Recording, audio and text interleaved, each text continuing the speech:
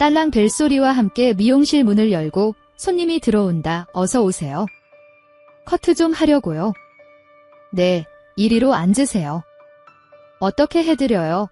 몇 달 전 동생으로부터 같이 일하던 아가씨가 갑자기 그만두는 바람에 일손이 부족하다며 당분간 좀 도와달라며 전화가 왔다.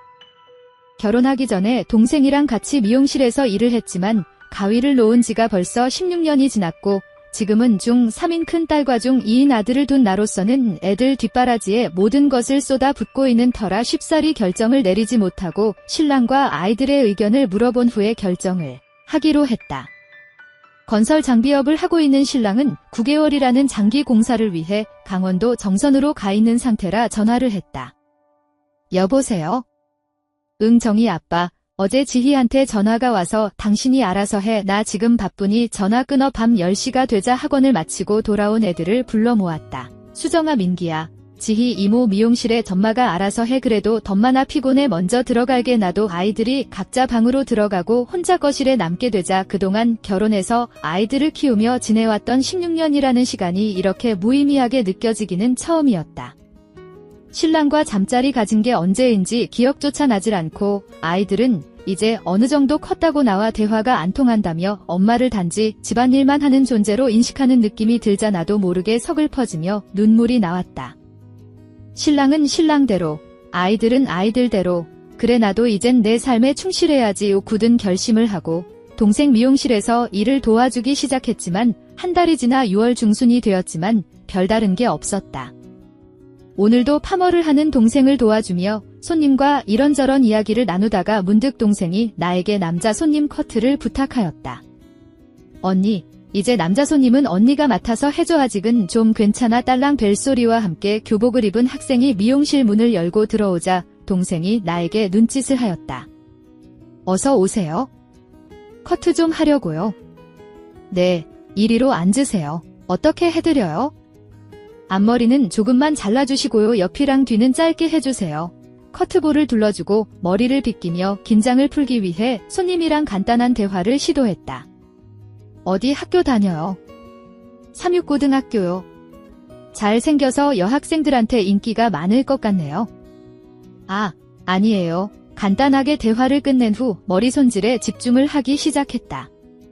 옆머리와 뒷머리를 먼저 정리한 다음 앞머리를 자르기 위해 조금 더 다가서는데 왠지 묘한 기분이 들었다. 저쪽으로 오세요. 머리 감겨드릴게요.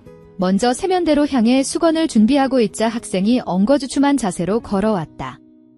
제가 혼자 감을게요. 안 돼요. 학생이 나한테는 첫 손님이라 샴푸까지 해줄게요. 이리 와서 누워요. 학생이 의자 위에 눕자 수건으로 눈 주위를 가리고 샴푸를 시작했다. 뒷머리까지 정성스럽게 샴푸를 하다 보니 아니게 학생의 얼굴에 조금씩 닿기 시작했다. 가능한 닿지 않도록 노력하며 머리를 다 감겨주고 손을 닦기 위해 고개를 돌리는데 순간 학생의 교복 바지가 눈에 들어왔다. 설마 나 때문에? 다음에 또 와요. 네, 안녕히 계세요. 오랜만에 나만의 손님을 보내고 기분 좋게 뒷정리를 시작했다. 언니, 남자 손님 머리는 감겨주지 마. 왜? 전부는 아니지만 가끔 이상한 손님들이 있어. 어떤? 언니도 해봤듯이 머리 감겨주다 보면 손님 얼굴에 닿잖아. 그걸 노리고 일부러 미용실에 오는 남자 손님도 있어. 그래. 그래도 아직 어린 학생인데 쟤들 정도 나이면 알거 다 알아. 괜찮아. 자식 같은 애들인데 설마 언니 말도 마. 요즘 고등학생들이 얼마나 은큼한데. 그래도 나한테 첫 손님이고 잘 생겼잖아. 언니도 참. 동생과 이야기를 나누면서 아까 학생의 교복 바지를 생각해보니 동생 말이 맞는 것 같아 웃음이 나왔다. 내 나이 벌써 38배 애가 둘 있는 아줌마인데 아직 여자로서의 매력이 남아있나? 6월 중순이라 그런지 일을 마치고 집에 오자 온몸이 끈적거렸다. 아직 애들이 오려면 1시간 정도 여유가 있었다. 먼저 씻은 다음 저녁을 준비해야겠다는 생각으로 욕실로 향했다. 안방에 들어오니 거울 속에 내가 보였다. 마른 체질이라 전체적으로는 그냥 봐줄만 했다. 조금 처진 느낌의 출산으로 인해 불록 나온 아랫배, 그리고 이곳저곳 붙어있는 나이살은 어쩔 수 없었다. 아까 미용실에서 학생이 생각났다. 뭔가 움찔거리는 느낌이 들었다. 일주일이 지나자 이젠 제법 가위가 손에 익는 듯 했다. 자연스럽게 미용실에 찾아오는 남자 손님은 거의 내가 맡아서 하다 보니 이젠 요령도 생기고 여유도 생겼다. 덕분에 동생도 조금 여유 시간을 가지게 되어 한가한 시간에는 나에게 가게를 맡기는 경우도 생겼다. 언니 나 오늘 시댁 식구들이랑 저녁 약속 있는데 언니가 뒷정리 좀 해줘. 그래. 그럼 내일 보자. 응, 언니 비도 오는데 손님 없을 거야. 일찍 들어가서 쉬어. 그래 동생이 나가고 대충 정리를 하는데 벨소리와 함께 눈에 익은 교복 차림의 한 학생이 들어왔다. 어서 와. 근데 혹시 얼마 전에 머리 자르고 간 학생 아니니? 네, 어떻게 또 온 거야? 학원에서 친구들과 장난치다가 껌이 붙어서 떼어내려다가 오히려 다른 곳까지 이렇게 되었어요. 그래, 이걸 어떻게 하지? 그냥 잘라주세요. 잠시만, 전에 어디선가 주워들은 이야기로 아세톤으로 껌을 제거한다는 말이 생각났다. 간단하게 드라이볼을 걸쳐주고 아세톤을 가져와 껌을 떼어내려고 하는데 의자 손잡이에 놓여진 손을 보자 며칠 전 이 학생의 머리를 커트할 때 일이 생각나며 약한 흥분감이 밀려왔다. 그때 정말 나 때문에 그렇게 된 걸까? 그럼 지금 한번 시험해볼까? 근데 그땐 커트보 때문에 손잡이 위에 놓여진 손이 안 보여서 우연히 그랬다고 하지만 오늘은 손이 훤히 보이는 드라이볼을 했기에 조금 망설여졌지만 다행히 미용실에는 학생과 나 둘뿐이고 비가 오늘 날이라 더 이상 손님이 오질 않을 거라 생각하며 용기를 냈다. 눈 감고 있어. 혹시 눈에 들어가면 위험할지 모르니. 그게 뭔데요? 아세톤. 천천히 껌이 붙은 머리에 아세톤을 바르면서 슬쩍 밀착시키자 정확하게 학생의 손등이 닿았다. 눈 뜨면 안 돼. 눈에 들어가면 위험해. 내 여전히 눈을 감고 있는 학생의 교복 바지를 보자 학생도 지금의 상황을 인식하고 별달리 싫은 내색이 없는 걸 보아 학생 역시 이 상황을 즐기고 있는 듯 했다. 이제 샴푸만 하면 될 것 같아. 네, 이제 눈 떠도 되나요? 아직 아세톤이 머리에 남아있으니 수건으로 눈 부위를 가려. 내 샴푸실로 데려가기 위해 학생의 손을 잡으니 손바닥이 축축했다. 교복 바지 때문에 어색한지 엉거주춤한 자세로 샴푸실로 끌려오는 학생을 보니 더 짓궂게 해보고 싶었다. 손에 땀이 나는 걸 보니 많이 더운가 봐? 네, 그럼 찬물로 샴푸해도 괜찮지? 네, 그래. 이제 헹구기만 하면 되는데 어떻게 하지? 제가 할게요. 아냐, 내가 해줄게. 그대로 있어. 대신 한 손으로 여기를 받치고 있어. 이 순간 놀란 학생의 느낌이 그대로 전해져 왔다. 이건 우리 둘만의 비밀인 거 알지? 내 머리 감기를 끝내고요. 50대 중반의 여자입니다. 어릴 때 살던 시골집은 방이 단 2개뿐인 낡은 집이었습니다. 샌드위치 판넬을 얹은 지붕은 멀리서 보면 흡사 축사처럼 보였죠. 3남매 중 장녀였던 저는 일찍이 동생들을 돌보며 살림을 도맡아 했습니다. 아빠가 아들을 원했기 때문에 셋째까지 낳았대요. 바라던 대로 막내는 아들이었지만 아빠는 그 기쁨을 오래 누리지 못하고 일찍 떠나셨습니다. 하루아침에 3남매를 혼자 책임지게 된 엄마가 저는 늘 안쓰러웠습니다. 그래도 엄마는 우리 딸이 있어서 든든하다. 엄마, 밥은 먹었어요? 내가 된장찌개 끓여놨는데. 이제 먹어야지. 동생들 밥은 다 먹었니? 다 먹었어. 맨날 된장찌개만 먹는다고 반찬 투정을 하긴 했어요. 뭐 먹고 싶다고 하던? 달걀 프라이랑 분홍 소시지가 먹고 싶대. 아, 소시지라니 몸에 안 좋은 것만 찾는다. 그치? 네. 그런데 가끔은 먹어도 괜찮지 않을까요? 저렇게 먹고 싶어 하는데. 고등학교 때 본격적으로 읍내에서 아르바이트를 시작했고 그렇게 벌어온 돈으로 동생들에게 분홍 소시지, 달걀 프라이를 먹였습니다. 고등학교 때 공부에 집중하기보다 노동에 일찍 발을 들여놓은 게 시작이었던 것 같습니다. 부모들이 자식 교육에 열을 올리는 이유가 뭔지 아시나요? 명문대에 보내 좋은 직장을 얻는 고소득자로 만들기 위해서라고 하더라고요. 일종의 투자, 확실한 노후 보장의 방법이라나요? 하지만 저희 집은 제가 알바로 번 돈이 가게의 한 축이 되어버렸고 저는 일찍이 대학 갈 생각을 접게 되었습니다. 투자 같은 것도 다 어느 정도 여건이 되어야 시작하는 거니까요. 20살이 되자마자 본격적으로 풀타임을 하는 일을 구했습니다. 그래서 취직을 했다고? 여기서 2시간 정도 걸려요. 식품 공장이고 기숙사도 있대요. 집에서 그렇게 떨어져서 어쩌니. 이제 명숙이도 중학생이잖아요. 지 밥은 챙겨 먹고 영준이 밥도 챙겨주겠지. 그래, 경수가. 건강하게 지내야 한다. 식품 공장에서 김치를 담그고 각종 반찬을 만들어 포장하는 일을 무려 5년 동안 했습니다. 매달 들어오는 월급은 집에 보냈죠. 동생들이 한참 많이 먹고 쑥쑥 자랄 때였으니까요. 5년 후에는 공장을 그만두고 식당 보조, 반찬가게 보조 가릴 것 없이 일을 했어요. 그렇게 번 돈으로 동생들 뒷바라지를 하고 보니 어느새 내 나이 30살. 꽃같은 청춘, 짧게 스쳐간 봄.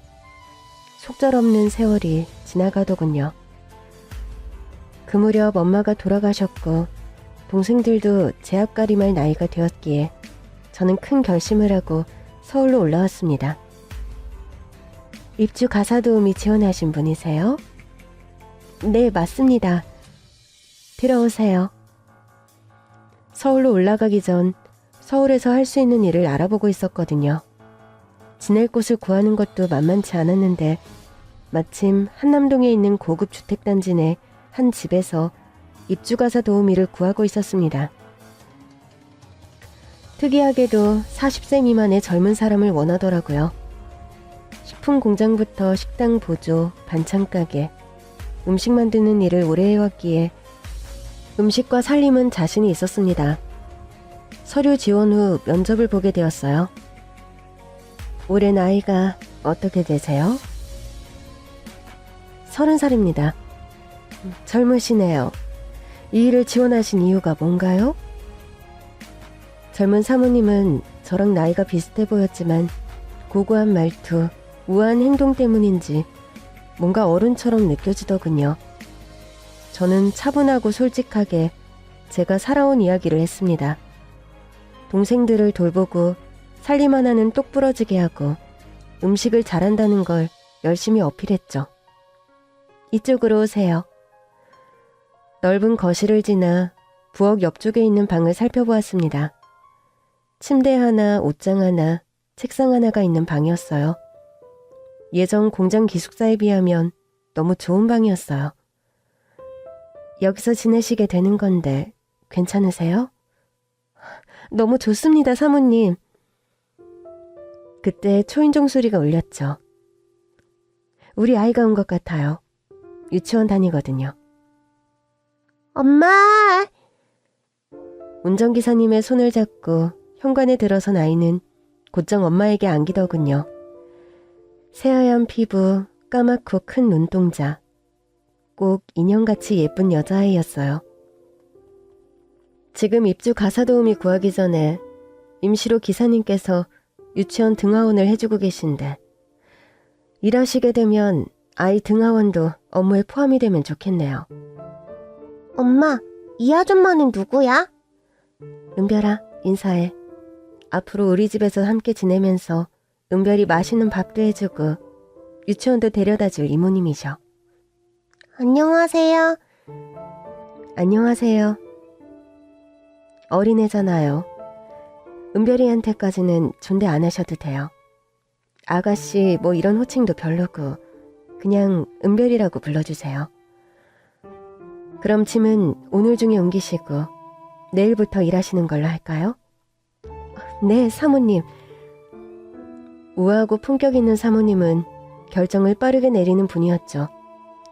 그날로 입주 가사도우미로 채용이 되었고 얼마 안 되는 짐을 제가 지낼 방에 옮겼습니다. 저녁이 되어 퇴근하신 사장님도 뵙게 되었어요. 젊은 고학력 전문직 부부. 사장님과 사모님 두 분 다 공부도 많이 하고 능력이 좋았습니다. 사장님 혼자 버는 걸로도 부족하지 않았지만 사모님도 학벌이 좋았기에 일을 그만둘 생각이 없다고 하더군요. 자연스레 저와 그 집 딸인 은별이가 함께 보내는 시간이 많았습니다. 우리 엄마 아빠는 맨날 바빠요. 은별이 엄마 아빠는 멋진 분들이셔. 똑똑하고 훌륭한 분들이라 이렇게 좋은 집에 살고 또 은별이한테 맛있는 거 사주고 좋은 옷 입히시려고 열심히 일하시는 거야. 유치원 친구들 엄마는 다 집에 있는데 난 엄마가 집에 있으면 좋겠어요. 그치만 엄마는 바쁘니까 이모가 있는 거죠? 맞아. 내가 할머니는 싫다고 했어요. 엄마처럼 젊고 예쁜 사람이 이모님이면 좋겠다고요. 그랬구나. 우리 은별이 덕분에 이모가 여기 오게 된 거네? 매일 차리는 아침, 점심, 저녁. 다행스럽게도 사장님 내외와 은별이는 제가 만든 음식을 아주 좋아하셨어요. 이모님 음식 솜씨 덕분에 요즘 내가 퇴근이 기다려진다니까? 맛있고 건강한 한 끼를 집에서 먹는 게 좋아서요. 젊은 분인데 참 솜씨가 좋아요. 재료값 같은 건 생각하지 말고 계속 이렇게 잘 부탁드려요. 그런데 너무 젊으셔서 이모님하고 부르는 게 좀 어색하기도 하네요. 어떤 게 편하세요? 사장님, 사모님 편하신 대로 불러주세요. 은별이가 이모 하니까 또 금방 익숙해지더라고요. 맞아 여보. 은별이가 경숙 씨를 참 좋아해. 요즘 표정이 밝아졌어. 다행이네. 은별이 7살 때 그 집에 들어가 초등학교 입학 졸업을 함께 했죠. 입주해서 지내며 월급도 따로 받았는데 서울에 연고도 없던 저는 차곡차곡 돈을 모을 수 있었습니다. 은별이가 중학교 들어갈 무렵 사춘기가 온 것 같았어요. 그 시기에는 엄마 아빠에게 말도 안 하고 방문을 쾅 닫고 지내기 마련이잖아요. 그럴 때마다 은별이가 좋아하는 달콤한 핫초코를 타서 방문을 두드렸어요. 저인 걸 확인하고는 곧장 문을 열어주었죠. 이모가 타준 핫초코가 제일 맛있어요. 그래? 은별이 요새 공부하느라 힘들지? 잘하고 있어. 이모, 진짜 세상에 공부가 제일 중요해요? 이 세상에 사람이 엄청 많은데 전부 다 공부를 잘한다고 생각해봐요. 다 똑같은 대학에 가고 똑같은 직업을 원하고. 그럼 얼마나 재미가 없겠어요? 물론 공부가 제일 중요한 건 아니지만 엄마 아빠가 생각하실 때는 은별이가 똑똑하니까 기대를 하시는 거지. 또 열심히 공부해서 훌륭한 사람이 되길 바라시니까. 이모도 공부 많이 했어요? 이모는 그러지 못했어. 동생들 돌보느라 일찍 일을 시작했지. 공부 못한 게 후회돼요? 가끔 생각하기도 해.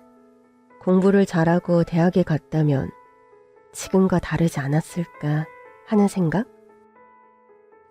그럼 은별이 못 만났을 텐데? 그랬겠네. 공부를 많이 안 해도 이모는 훌륭한 어른이잖아요. 엄마 아빠는 공부 잘하는 사람만 훌륭한 어른이라고 생각하는 것 같아요. 고학력자이고 재력까지 있던 사장님 사모님은 하나뿐인 외동딸에게 거는 기대가 컸습니다. 학년이 올라갈수록 심해지는 학업 스트레스. 은별이는 대화할 사람이 필요했고 저에게 속마음을 자주 털어놓았습니다. 그렇게 거의 사모님 사장님 딸인 은별이를 제 조카 딸처럼 돌보며 지냈습니다. 은별이가 17살이 되던 해 제가 그 집에 입주 가사도우미로 지낸 지 10년. 큰 변화가 찾아왔습니다. 경숙 씨, 차 한잔 할까요? 긴히 드릴 말씀이 있어요. 네, 사모님. 경숙 씨가 우리 집에 온 지도 벌써 10년이 되었네요.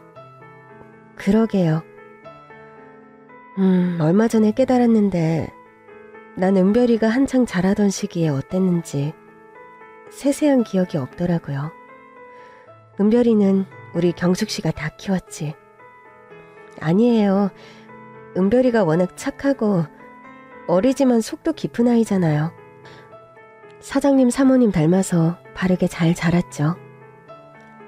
경숙 씨 성품이 은별이한테도 좋은 영향을 끼쳤어요. 고맙게 생각해요. 감사합니다, 사모님. 경숙 씨, 그런데 우리가 좀 큰 변화가 생길 것 같아요. 어떤 변화일까요? 남편이 해외 주재원 발령이 났어요. 미국이고 은별이도 이 기회에 유학을 하면 좋을 것 같고요. 나도 일 잠깐 휴직하려고 해요. 어머나, 그러면 가족 모두가 미국으로 가시는 거군요. 맞아요. 기간이 얼마나 될지는 모르겠지만 일단 가는 건 결정이 되었어요. 이 집도 팔려고 내놨고요. 그럼 저는 우리 집에서 10년 동안 정말 한결같이 잘해줘서 고마워요.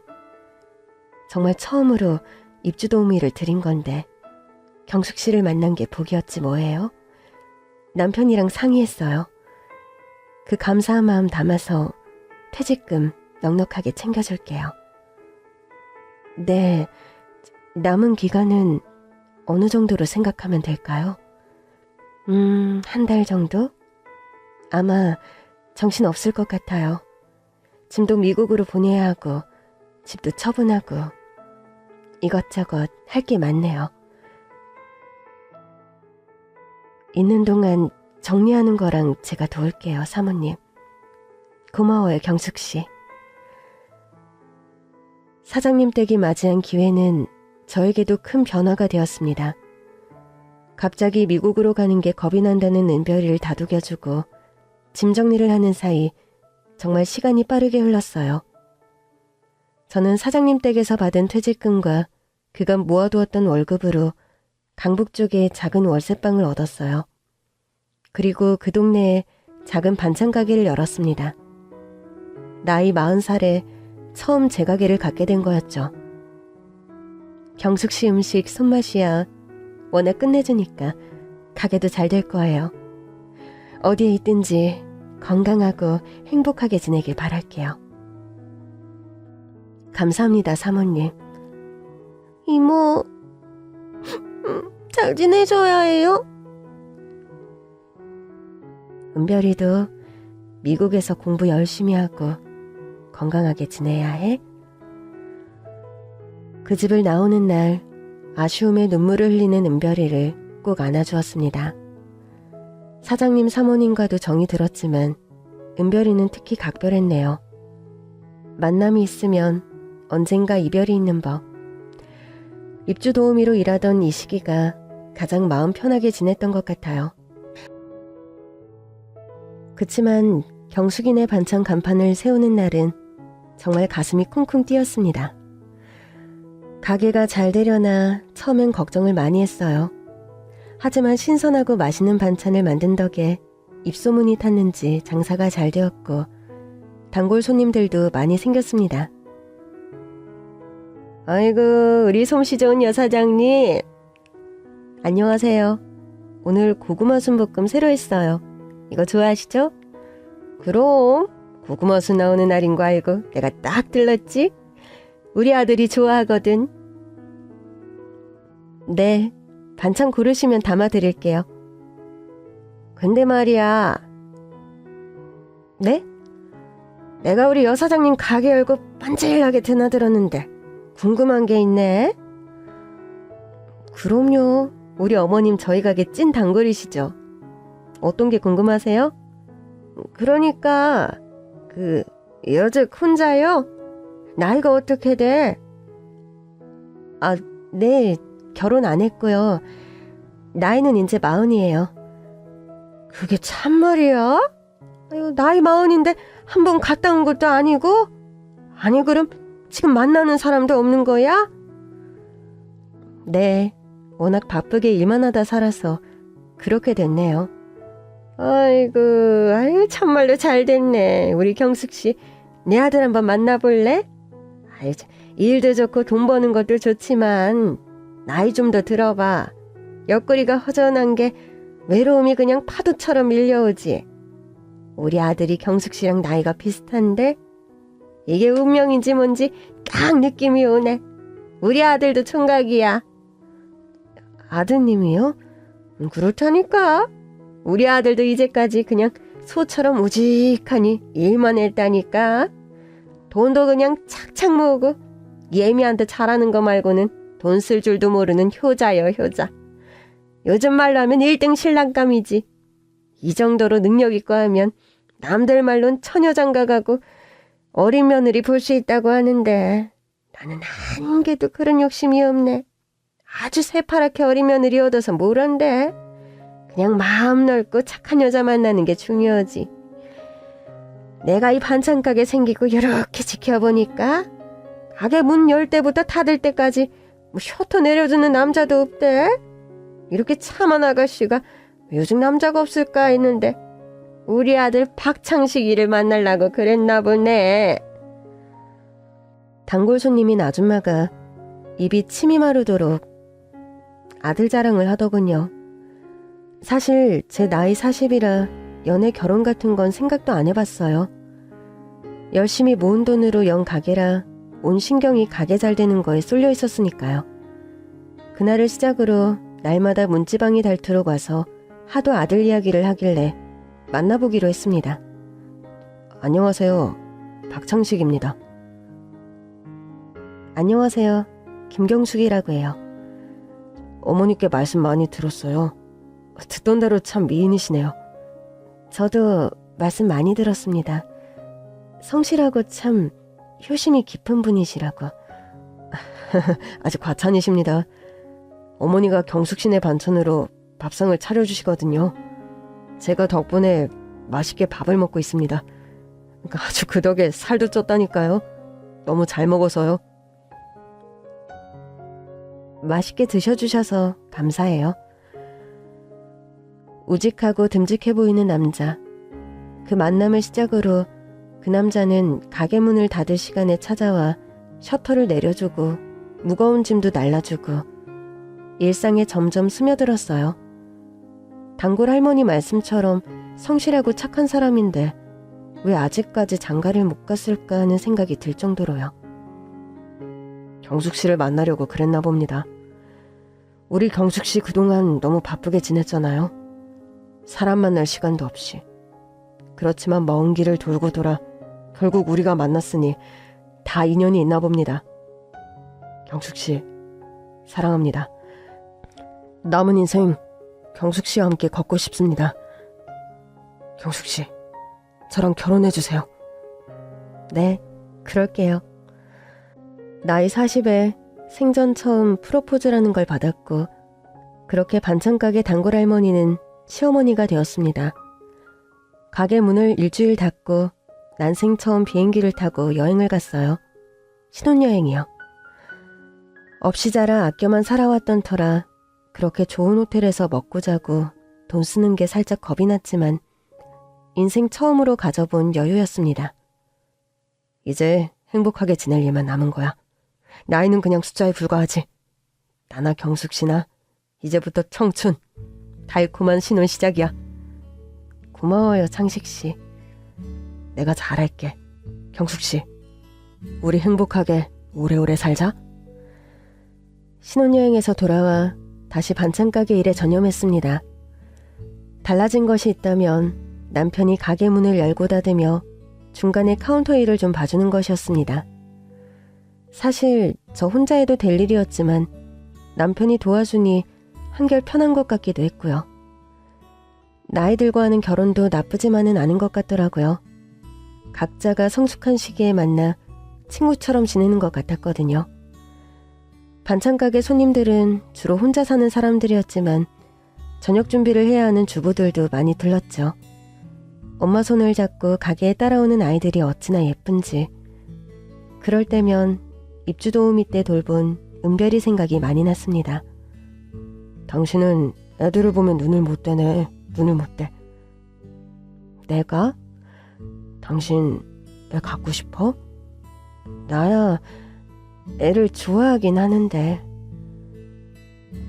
지금이라도 우리 노력해볼까? 나이가 40이 훌쩍 넘었는데 그게 될까? 노산이 위험하다 하더라도 만약 아이가 생긴다면 그건 정말 기적이잖아요. 그런 기적 축복이 제게 허락된다면 평생을 하늘에 감사하는 마음으로 살아야겠다 생각을 했죠. 그 뒤 나름 노력을 했어요. 자연임신은 당연히 어려웠고 시험관까지도 도전을 했는데 잘 안 되더라고요. 44, 45이 넘자 몸도 마음도 조금 지쳤습니다. 노력을 하면 기대라는 걸 하게 되는데 결과가 따르지 않으니 실망이 따라왔어요. 우리 이제 그만하자. 나 이제 너무 힘들어. 우리 그냥 지금까지 살아온 것처럼 서로 아껴주며 잘 살자. 난 그거면 충분해. 당신이 고생 많이 했지. 시험관 하면서 몸 많이 상한 것 같아서 내가 다 미안하네. 아니야. 당신이 곁에 있어줘서 내가 잘 견뎠어. 아이에 대한 생각을 접고 몸을 좀 회복할 즈음 남편이 새로운 제안을 하더라고요. 우리 가게 말이야. 반찬 가게? 이대로 하기 너무 아까워. 가게도 너무 좁고. 요즘 보면 반찬 가게도 젊은 사람 겨냥해서 깔끔하고 인테리어 고급스럽게 하는 추세던데. 우리 이거 좀 늘려보면 어때? 지금으로도 괜찮은데. 가게가 작지만 월세도 그만큼 적게 나가잖아. 단골들도 많고. 내가 요 며칠 가게 자리 알아보고 왔는데 단골들 계시니 당연히 동네로 옮길 수는 없고 사거리에 좀 넓은 곳이 나왔더라고. 임대료도 크게 안 비싸. 또 그 건물주랑 우리 어머니랑 오래 알고 지낸 사이거든. 당신만 괜찮다고 하면 나는 가게도 옮기고 직원도 좀 써서 당신 편하게 일하고. 물론 당신 손맛이 우리 가게 보물이니까 당신이 신경을 써야 하겠지만. 우리 돈으로 되는 거야? 부족한 건 내가 보태지. 내 돈이 당신 돈이고 당신 돈이 내 돈이지. 부부라는 게 뭐야? 애 가진다고 지난 몇 년 너무 고생했잖아. 앞으로 우리 둘이 더 잘 살려면 가게도 키우고 몰입할 수 있는 일도 필요하지 않아?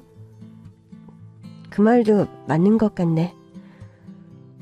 남편과 시어머니의 설득에 확장 준비를 했고 정말 좋은 자리에 가게를 다시 열게 되었어요. 그런데 남편이 가게를 열며 이름을 바꾸자고 하더라고요. 이름을 왜? 바꾸면 안 되지. 단골들 있는데. 단골들이야 벌써 우리 가게 옮기는 거 알고 위치도 알아서 다 따라온다니까. 경숙이네 반찬 가게 참 정감 가고 좋은데 세련된 가게 인테리어랑은 좀 그래. 내가 생각해봤는데 더 좋은 반찬 어때? 줄여서 더 반. 더 좋은 반찬? 그냥 평범한 것 같은데. 경숙이네 반찬 가게를 오래 해서 그런지 익숙하고 친숙하지 않을까? 예전 가게에는 경숙이네 반찬 가게가 어울렸지. 근데 이제 널찍하고 깔끔 모던한 가게잖아. 더 좋은 반찬으로 상호 등록한다. 마음에 썩 내키지는 않았지만 고급스러운 인테리어에는 그 이름이 더 잘 맞다 싶어 동의를 했어요. 제가 하던 경숙이네 반찬은 엄청 작았거든요. 확장을 크게 한 터라 남편의 돈도 들어가게 되었어요. 한 60대 40인데 세금 처리랑 편하게 하려고 가게 명의는 남편 명의로 했습니다. 기후와 달리 새로 오픈한 반찬 가게는 예전 가게보다 더 잘 되었습니다. 가게 확장하고 반찬 맛 바뀔까 걱정했는데 우리 사장님 솜씨는 그대로네. 입맛에 맞으셔요? 다행이에요. 정갈하고 깔끔한 게 아주 이제 더 좋은 반찬 아님 난 저녁상 못 차린다니까. 나물 종류도 많고 메인 메뉴도 다양해서 상 차리기 아주 좋아. 늘 맛있게 먹고 있어요.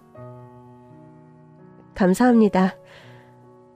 맛있게 드시고 항상 건강하십시오. 더 좋은 반찬은 항상 여러분 곁에 있습니다.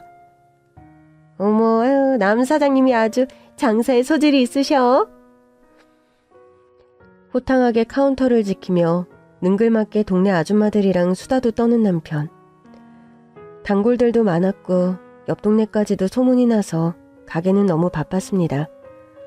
일하는 아주머니를 뽑게 되었는데 중요한 반찬가는 제가 다 보고 음식도 가르치고 몇 년 동안은 참 순조로웠어요. 가게를 여는 날마다 카운터를 지키던 남편. 5년 정도 지나자 슬슬 출근하는 날이 줄어들더라고요. 아유, 오늘 허리가 너무 아프네. 괜찮아? 병원 가봐야 하는 거 아니야? 오늘 가게는 쉬어. 아주머니도 계시고 나도 있고. 그래도 괜찮겠어? 병원 가서 찜질 좀 받고 해야겠네. 그럼 수고해. 저녁은 집에서 먹을 거지? 가게 닫고 당신 좋아하는 반찬이랑 싸우려고. 아차차. 내가 말하는 걸 깜빡했네. 내 친구 동식이가 오랜만에 보자고 해서. 그게 오늘이었네? 동식 씨가? 부부 동반으로 아니고?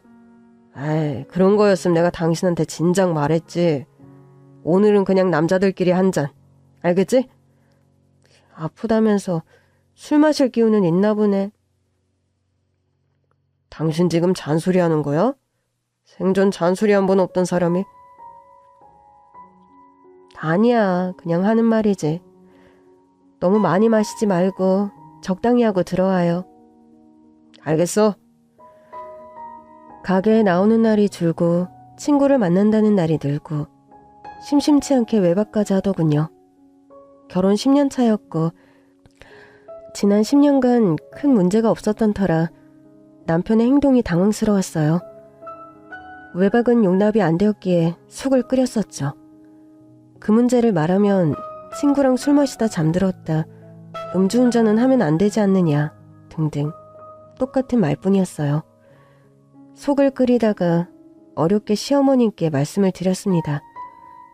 어머님, 창식 씨가 요즘에 가게도 잘 안 나오고 부쩍 외출이 잦네요. 외출까진 그렇다 해도 외박은 제가 속이 상해요. 몇 번 말했는데 잘 안 듣는 것 같고요. 남자들이 다 그런 거지. 너무 그런 걸로 바가지를 긁니? 외출 좀 너한테 일일이 허락받고 다닌다며? 예. 네가 무슨 20대 30대 애들도 아니고 우리가 응? 내 아들이 나이 많은 너를 뭘 보고 들였겠니? 나이 먹을 만큼 먹었으면 적당히 남편 이해도 하고 너그러울 줄을 알아야지. 너 그렇게 남편 꽉 잡고 숨도 못 쉬게 하면 더 질려버리는 거야. 남자들이 그런 거 못 참거든. 어머님 너무하세요. 뭘 보고 드렸냐는 말씀은 정말 저 결혼 생각도 없었는데 어머님께서 성실하고 착하다며 예쁘게 보셔서 만나보라고 하신 거잖아요. 너 지금 시애미한테 말대꾸하는 거냐? 야야, 창식이가 왜 그렇게 숨이 막힌다고 하는지 이제 알겠다. 아주 말본새하고는. 성실하고 착한 거 솔직히 지금 가게가 잘 되잖아. 그거 창식이 도움 없었으면 그렇게 확장했겠니? 얘가 오히려 고마운 걸 모르고 다 지가 시작한 것처럼 말을 하네. 세상에, 너 아무리 부모 일찍 여의었다고 해도 어른한테 그렇게 말대꾸하는 거 아니다. 이래서 가정교육 잘 받은 게 중요하다고 하는데, 아이고, 내 늙음하게 며느리 등살에 숨 막혀서 못 살겠네. 동네 사람들! 어머님과는 더 말이 통하질 않았습니다. 다신 대화를 하고 싶지 않았어요. 그렇게 속으로 참기만 하니 화병이 나는 것 같더라고요. 남편에게 제대로 말을 해야겠다 결심한 찰나 남편이 먼저 할 말이 있다고 하더군요. 이혼해. 뭐라고? 아주 질식할 것처럼 숨이 막혀서 내가 살 수가 없어. 행복하려고 결혼한 거지 이렇게 불행하려고 결혼한 게 아니거든.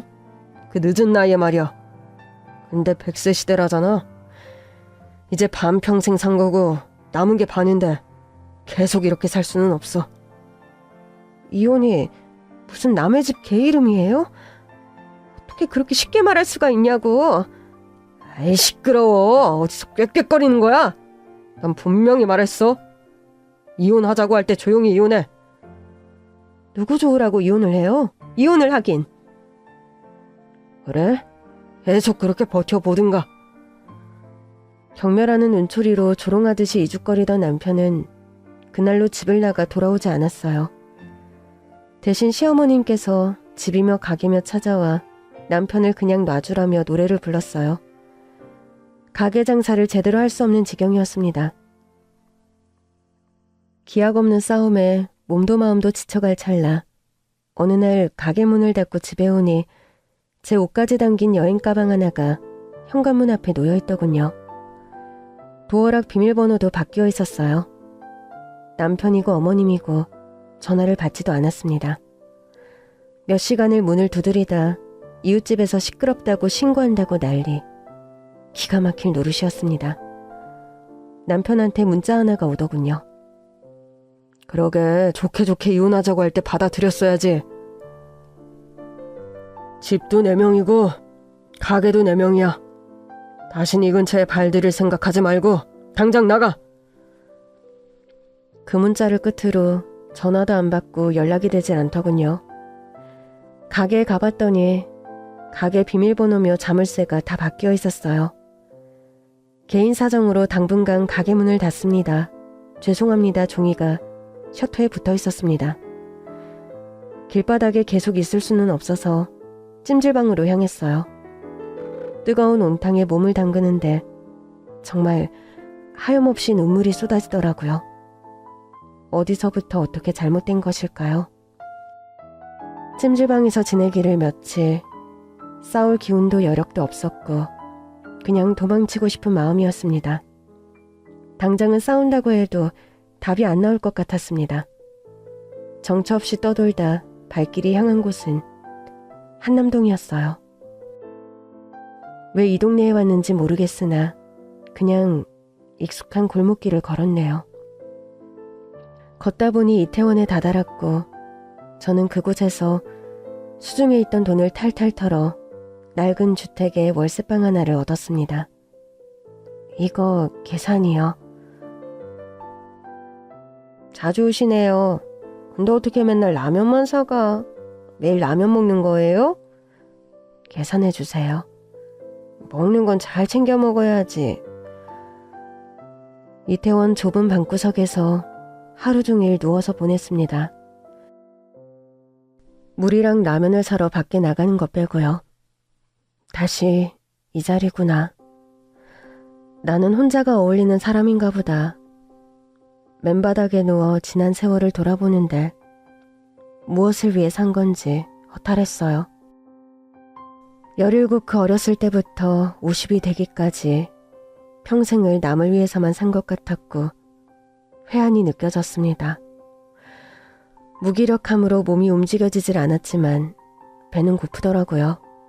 참, 산다는 게 뭔지. 어느 날 라면을 사러 밖에 나갔는데 등이 90도로 굽은 할머니가 수레를 끌고 가는 게 보이더군요. 멍하니 바라보는데 할머니가 획 저를 돌아보며 말을 하셨어요. 한창 젊은 나이인데 그래도 사람이 빛을 보고 살아야 하는 거요. 어두컴컴할 때 도둑고양이 마냥 다닐 것이 아니여. 이 폐지 줍는 게 돈은 얼마 안 되지만 운동도 되고 그런다니까. 나 같은 노인네도 살겠다고 이러는데 젊은 아줌마가 몰골이 그게 뭐여. 밝을 때 빛을 보고 다녀야 살아야지 하는 생각이 든다고. 어느 날 방구석에만 있다가 송장 치를 일이 있어? 제 몰골이 흡사 노숙자같이 보였나 봅니다. 그런데 처음 보는 할머니가 혀를 차며 하신 말이 이상하게도 귓가에 맴돌더군요. 그러고 보니 빛을 본 게 얼마만인지 그날 할머니가 폐지를 갖다 파는 곳에 가서 낡은 수레 하나를 구했습니다. 어떻게 보면 경쟁자가 될 수도 있는데 할머니가 툭 던진 말에 행동을 하게 된 것이었어요. 일주일, 한 달, 폐지 줍는 일은 할머니 말처럼 돈이 되진 않지만 뭔가 수행을 하는 것 같은 기분이 들었습니다. 묵묵히 수레를 끌고 골목을 오르내리다 보면 땀도 뚝뚝 흐르고 잡생각이 나지 않더라고요. 라면 값이나 벌자 그런 마음에서 시작했는데 꽤 잘 맞는 것이었어요. 어느 날 해가 뉘엿뉘엿 질 무렵 폐지를 줍고 있는데 갑자기 반짝거리는 하얀 벤츠 한 대가 제 앞에 서더군요. 얼른 피하려고 했는데 무거운 수레 옮기기가 쉽지 않았죠. 끙끙거리며 수레를 옮기려던 찰나 차에서 내린 여자가 제 얼굴을 빤히 바라보는 거예요. 아줌마, 아줌마! 누구? 아줌마, 저 정말 모르시겠어요? 저 은별이에요. 아줌마, 아니, 이모, 저예요, 은별이. 은별이? 고개를 들어 얼굴을 봤는데 한남동에서 업어 키우다시피 한 은별이가 맞았습니다. 은별아. 이모 여기서 뭐 하세요? 이모, 이게 얼마만이에요? 세상에.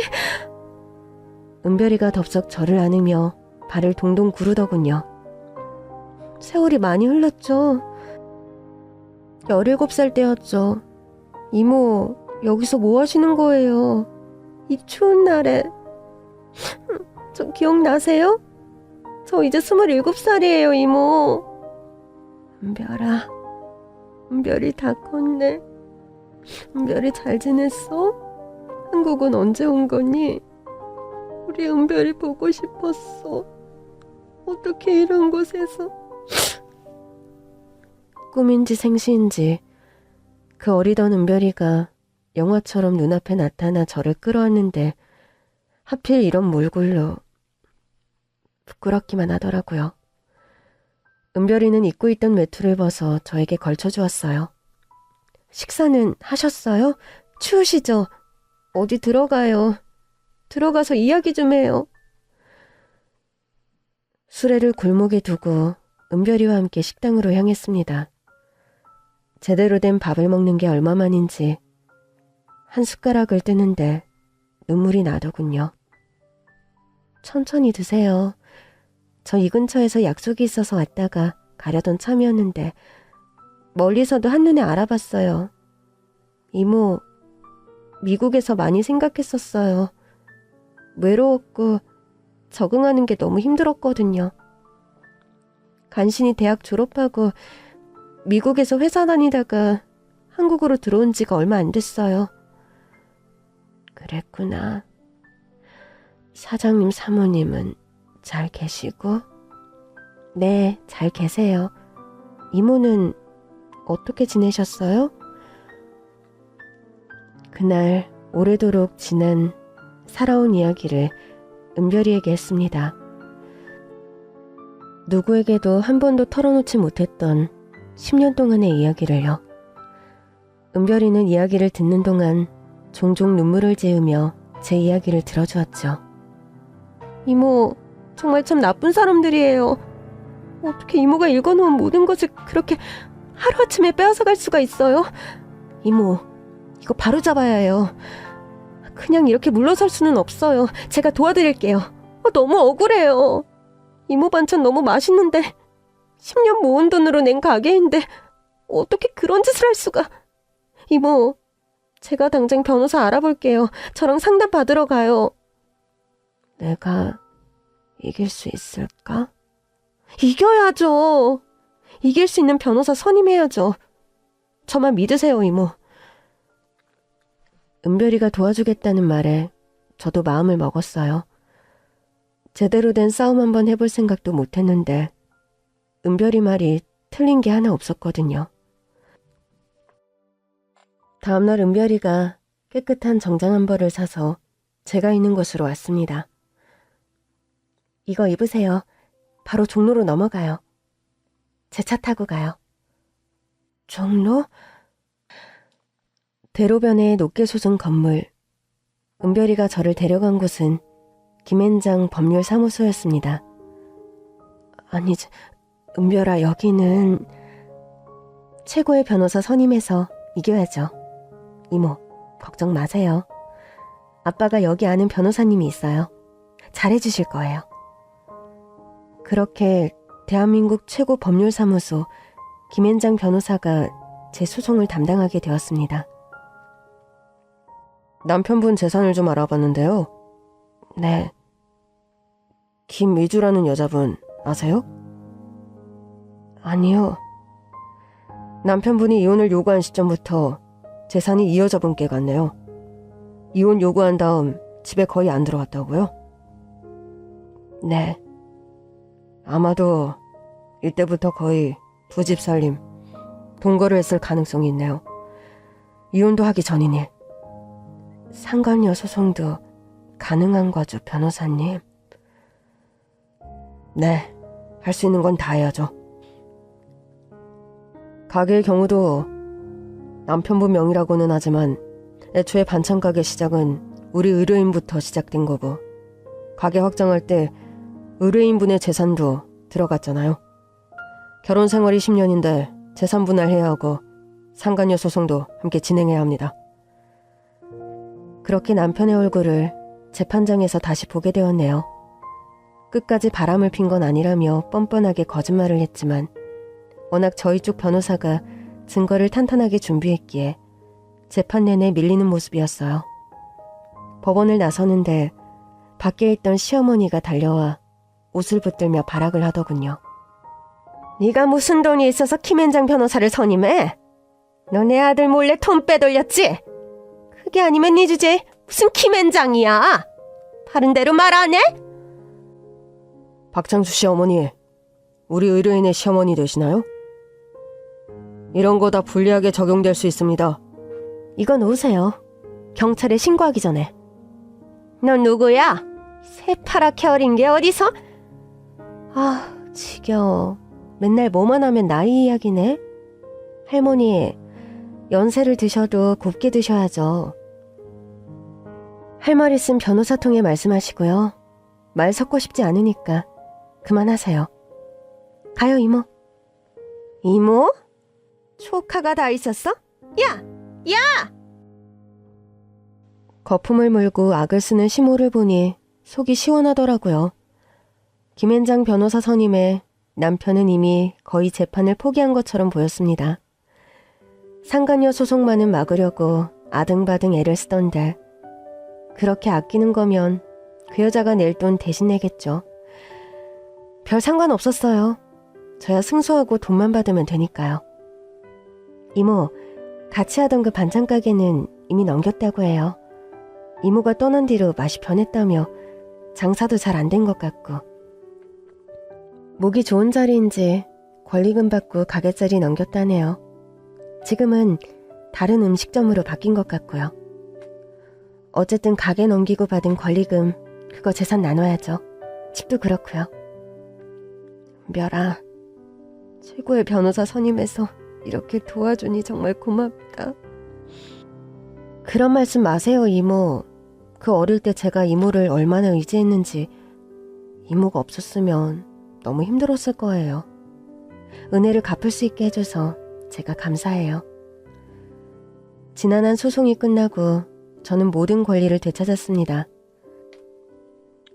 가게에 들어간 제 돈을 찾은 것은 물론 남편이 유책 배우자였기에 재산분할 및 위자료, 상간녀 소송까지 모두 승소하였죠.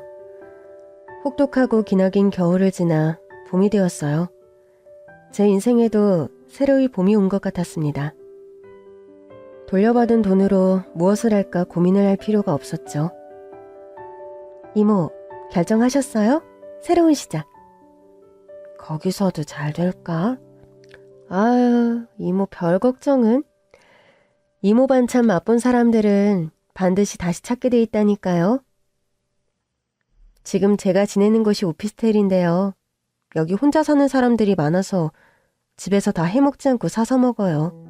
반찬 가게 있으면 진짜 잘 될걸요? 경숙이네 반찬 가게 다시 열어야죠. 이모 반찬 다시 먹을 수 있다니 내가 제일 행복하다. 은별이의 권유로 은별이가 지내는 동네 쪽에 다시 반찬 가게를 열었습니다. 경숙이네 반찬 가게요. 정감 있는 좋은 이름이라고 하더군요. 전처럼 크진 않았지만 여러 종류의 반찬 놓기에는 부족함이 없는 곳이었죠. 계절마다 먹어야 하는 음식은 꼭 준비했고 원래 잘하던 나물 반찬은 그대로 했어요. 또 요즘은 반찬도 배달을 하는 사람이 있다고 해서 배달까지 진행을 했습니다. 2년이 지나자 완전 반찬 가게는 자리를 잡았어요. 이 동네는 젊은 사람들이 많았는데 엄마 밥 집밥 먹는 것 같다며 젊은 단골 손님이 늘었습니다. 그러던 어느 날 저녁이 되기 전 오후 조금 한가한 시간이었어요. 한 아주머니께서 들어오시더라고요. 어서 오세요. 여기가 그 경숙이네 반찬 가게 맞죠? 네? 아이고 사장님 얼굴 보니 맞네. 나 기억 안 나요? 강북에서 경숙이네 반찬 가게 할 때부터 단골이었는데. 어머나, 기억나요. 세상에나 어떻게 여길 오셨어요? 아니 우리 여 사장님은 어떻게 여기다 가게를 다시 연 거예요? 아이고 내가 다 알지. 동네 소문이 파다했는데 여 사장님 갑자기 사라지고 가게 문도 닫고 얼마나 걱정을 했다고. 그게 벌써 몇 년 전이야. 네, 이런 일 저런 일 다 겪고 이제 여기 가게 온 지 2년 됐네요. 잘 지내셨어요? 이름 안 바꾸길 참 잘했다. 여기가 내 동생네 동네야. 동생이 근처에 맛있는 반찬 가게 생겼다고 칭찬이 자자해서 오늘 동생네 집에 온 김에 들렀는데 이름 보고 설마 했는데 맞네 맞아. 오랜만에 뵈서 너무 반갑네요. 아직 그쪽 동네 계시죠? 나야 그렇지. 아니 그게 지금 한가한가? 나 이렇게 이야기해도 돼? 그럼요. 멀리서 오신 단골이신데 차 한잔 드릴까요? 그럼 고맙고 얼굴 좋은 거 보니 잘 지내는 것 같아 다행이야. 역시 사필귀정 인과응보가 맞지. 세상에나 진짜 어쩜 이래. 사필귀정 인과응보요? 이혼은 한 거죠? 그 몹쓸 남사장 말이야. 네. 아주 그냥 그 남사장인 아들내미가 엄마고 욕심이 그득그득해서 그 반찬 가게가 누구 덕에 잘 된 건데 그것도 모르고. 아니 난 아직까지 그 동네 사니까 그 집에 무슨 일이 많았는데 내가 지금 생각하니 딱 벌을 받은 거지 뭐야. 무슨 일이 있었어요? 차 한잔 마시고 내 말할게. 숨 좀 고르자. 예전 전남편과 함께하던 반찬가게 동네 주민이던 단골 손님의 말을 듣고 저는 너무나 놀랐습니다. 진짜 천벌 받은 거야 그 모자가. 있지 우리 경숙씨 떠나고 그 남사장 젊은 여자랑 차림 차렸잖아. 그거 이혼하기 전에 그랬던 거지? 네 맞아요. 아유, 바람난 게 맞았구만. 하여튼 그 뒤로도 계속 둘이 살았어. 1년 전인가 둘이 여행을 가던 길이었나 교통사고가 크게 났대. 교통사고요? 아주 큰 사고였다고 하더라니까. 그 남사장이랑 젊은 여편네 둘 다 간신히 목숨은 구했는데 차라리 그러니 그냥 가는 게 낫지. 그러고 어떻게 살 거야. 하반신 마비가 되어버렸어 그냥. 네? 전 남편이랑 그 여자 둘 다요? 아이 그렇다니까. 장애인 연금 받으면서 산다니까. 1년 전이면 이혼 소송하고 얼마 안 됐을 때 같은데. 그러니까 상간녀 말이야. 경숙씨랑 이혼하고 둘이 혼인신고를 한 건지 뭐 이제 당당하게 부부로 살겠다고 팔짱 끼고 동네도 잘 돌아다니더니 여행 가서 세상에 그게 무슨 일이야. 여적 둘이 그러고 살아. 아니 어디 한쪽이라도 멀쩡하면 한 명을 돌보며 살았을까? 내 생각엔 안 그랬을 것 같아. 둘이 똑같이 다리가 그렇게 됐으니 둘밖에 의지할 게 더 있겠어? 세상에나. 아이, 그래도 아직 그 동네 살면 어머니께서 돌보시지 않을까요? 그럴 수가 없지. 그럴 수가 없게 됐어. 왜요? 자기랑 그 이혼 소송 끝나고 완전 충격이 컸나 봐. 게다가 아들이랑 새며느리 그렇게 되고 나서 아주 정신이 나가버렸는데 스트레스가 엄청 심했는지 올 초에 암으로 떠나버렸어. 그 말을 듣자마자 저는 다리에 힘이 풀려버렸어요. 정말 이혼 후 2년 사이에 전 남편, 전 시어머니한테 일어난 일이 믿기지가 않아서요. 세상에, 어떻게 그런 일이... 동네 사람들이 아주 난리야. 어디 단골이 나 하나였어. 자기 솜씨야 다들 알고 있었는데 그 일 연달아 터지고 아주 조강지쳐 본쳐 내버린 죗값 단단히 받는다고 난리지. 그리고 그 시애미도 심보 그렇게 고약하더니 아주 그냥 자기 승질에 못 이겨서 병 얻은 거 아니겠어? 하여튼 그래도 자기가 여기에 다시 가게도 내고 장사 잘 된다고 하니까 나는 너무 마음이 좋다. 잘 지내는 거 맞지? 네, 저는 잘 지내고 있어요. 내가 괜히 말을 전했나? 괜히 잘 살고 있는 사람한테. 아니에요. 언젠가 흘려 들어갈 수 있는 이야기였지. 동네에서 좀 난리가 났었어야지. 하여튼 자기가 너무 고생 많았지. 소송도 아주 최고 변호사 서서 이겼다며? 그걸로도 죗값이 부족했던 거야. 사람이 마음이 고와야지. 그러니까 하늘에서 천벌을 내린 거지. 너무 신경 쓰지 마. 네, 그럴게요. 어머, 내 정신 좀 봐. 반찬 사서 동생네 간다는 거. 자기야, 나 이거 계산해줘. 네. 여기가 전 동네에서 멀기는 해도 나야 동생 집이 여기니까 자주 들릴게. 네, 그러세요. 들려주셔서 감사합니다. 그래, 우리 경숙씨 힘내. 파이팅! 엄청난 소식에 충격을 받았습니다. 마음이 좋지는 않더라고요. 그런 일을 당했는데 말이죠. 그렇지만 모든 것은 순리대로라고 생각하기로 했습니다. 다시 연 가게를 잘 운영하는 것이 중요했고요. 씁쓸한 마음이 들었지만 그래도 나에게 다시 찾아온 기회, 그 봄날을 지켜내고자 오늘 그리고 내일도 성실하게 살아가야겠다 다짐을 합니다.